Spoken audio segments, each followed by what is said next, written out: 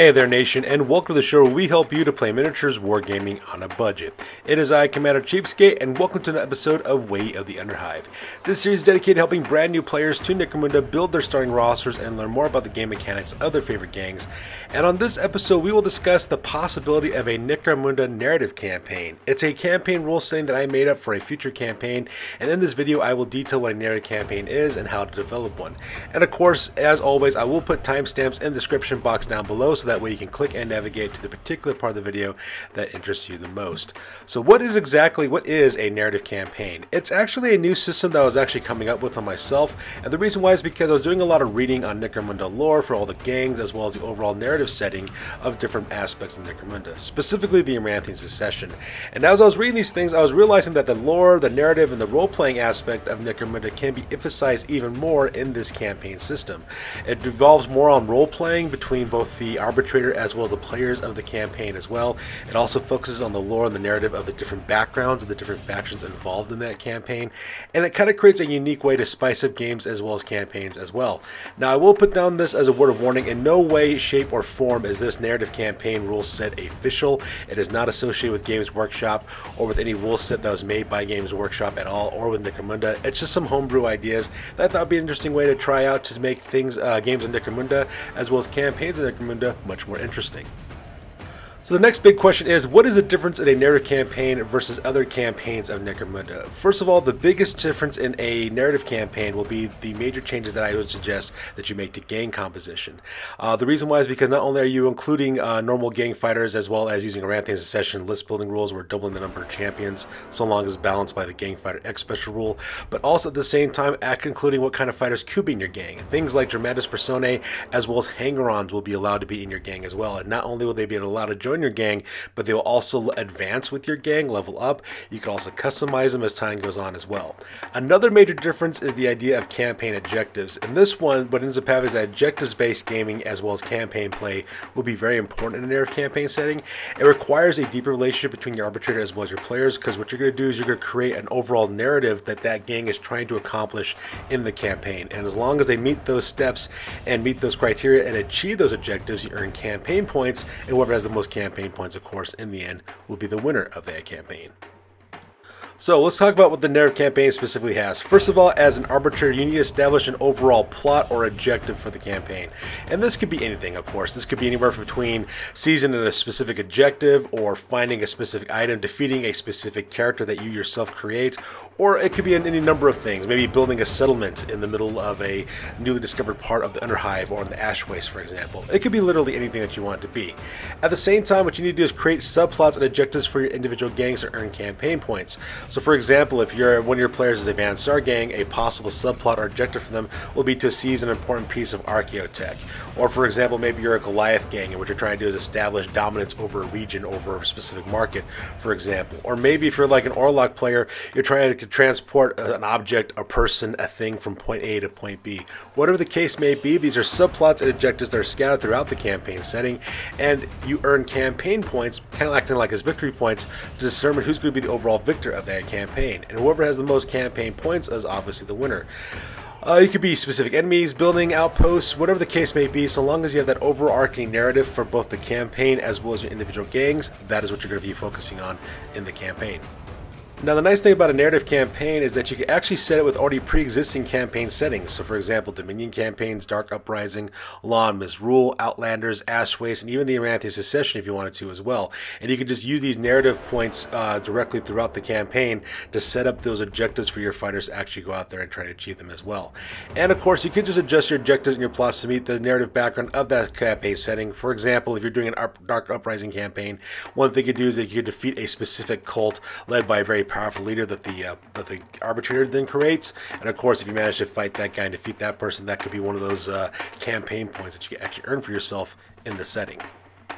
So let's go to the individual nuts and bolts of exactly how you would do certain things in this narrative campaign setting. Like I mentioned before, Dramatis Personae will be included as your gangs, and you can use these guys as either gang leaders or as gang champions. However, you just can't just randomly pick a Dramatis Personae for your gang and must fit with the narrative of your gang, alright?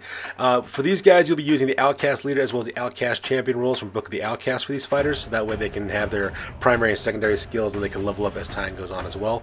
You can also upgrade these fighters with different weapons and equipment from the start of the campaign onwards, just like you would do for a normal fighter in your gang as well. And like I said before, these Dramatis Personae must be able to fit within the narrative of your campaign of your gang. So for example, let's pretend you're playing a Water Guild Outcast gang and you're doing a narrative campaign setting for this, and you want to include the Dramatis Personae Irgo Slagmist. Irgo Slagmist narratively fits in that decision of including him with the Water Guild because he does a lot of business with the Water Guild as well, so he'd be a perfect example of using a Dramatis Personae as a champion for that gang, for example. Or for example, let's pretend you wanted to use another Dramatis Personae from like one of the books from the houses, for example, like Clovis the Redeemer, for example. You could actually include him as the leader of a Redemptionist game because narratively he fits within that setting. The same thing kind of applies to hanger-ons, brutes, as well as hired guns. Brutes can be customized over the course of a campaign with Wargear from the trading post as well as the black market. So let's, for example, let's say you buy a brute, for example, like, I don't know, like a Stig Shambler for the Calder guys, and you don't have enough credits to actually upgrade this guy to a Heavy Flamer. That's perfectly fine because later on you can buy that Heavy Flamer for that brute if you want to. That's an example of how like a brute can normally develop as the campaign develops.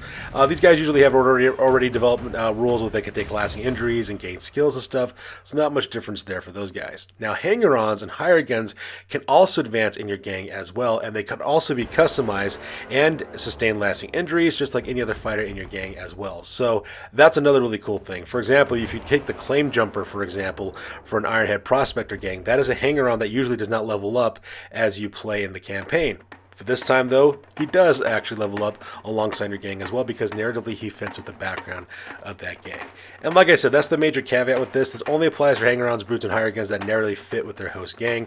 For example, another example of this could be the Heretic, which is an outlaw hanger-on. If you decide to patch that guy up with a Vansar gang, that's a narrative fit that would work well between those two, and therefore that Heretic can level up and advance with the rest of his fighters as well.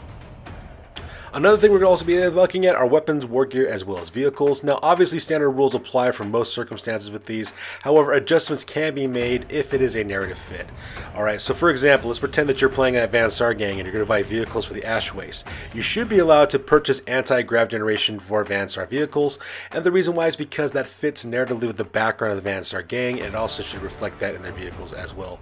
The same thing kind of applies for weapons, war gear, as well as for Dramatis Personae, so always keep that in mind. Just ask yourself one simple question: does this narratively work with the gang that I'm playing? And then of course if it does, then it should be allowed to happen.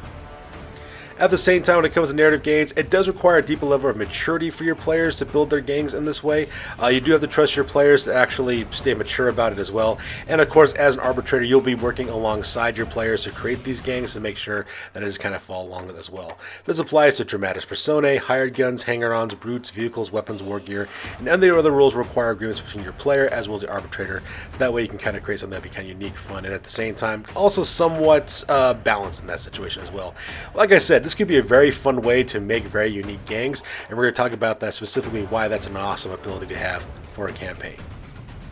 Alright, so first of all, let's talk about what is a narrative roster. A narrative roster is an idea I've been cooking up for a while, where it's basically a new way of playing. Necromunda is a wonderful game with all kinds of interesting stuff, with Dramatis Personae and special characters and skills, weapons and equipment, and all kinds of different things that makes this game such a fantastic skirmish game to play. The campaign setting is literally limitless, and the different opportunities that you can have to play. So my idea was, what if you took some of those narrative aspects of the Necromunda lore and applied them to list building for our gangs? Now, in a narrative list, you'll be using Dramatis Personae as leaders as well as champions in your gangs, so long as it kind of fits with the overall narrative of what your gang is. Same thing with having access to certain skills, weapons, and war gear that may not normally be allowed in your gang as well, and the reason why we're doing that to add to that narrative flavor. This also applies to brutes, hanger-ons, as well as hired guns, which are not normally allowed in a starting roster. So that's what the idea of this whole narrative roster is. We're taking the narrative elements of the Necromunda setting with a specific gang and applying it to that starting roster. Now, the whole reason why you might want to play a narrative game is because it's a fun new way to spice up playing Necromunda. It could also be the basis of a brand new narrative campaign. A narrative campaign is this idea I've been cooking up in my head about actually having a campaign setting where there's an actual storyline for each of the different gangs. The gangs are out to seek certain kind of objectives in this campaign setting, and that's pretty much how it would work in that campaign setting. The gangs that achieve their objectives, narratively speaking, are the ones that end up winning the campaign.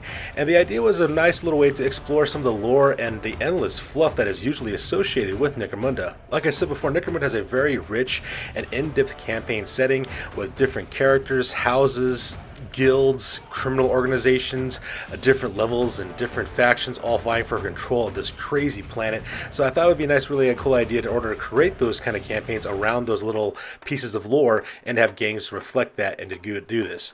The idea of a narrative campaign as well as a narrative roster is that you kind of focus more on fluff and lore rather than competitive play, and I'm going to try to design the lists around that so that way your starting roster does reflect that for the specific game that you're playing. And obviously, the biggest question should be asked, why should you play in every game? And my only answer is with another question, why not? There's a lot of cool things you can do in Necromunda and a lot of cool topics you can explore as well.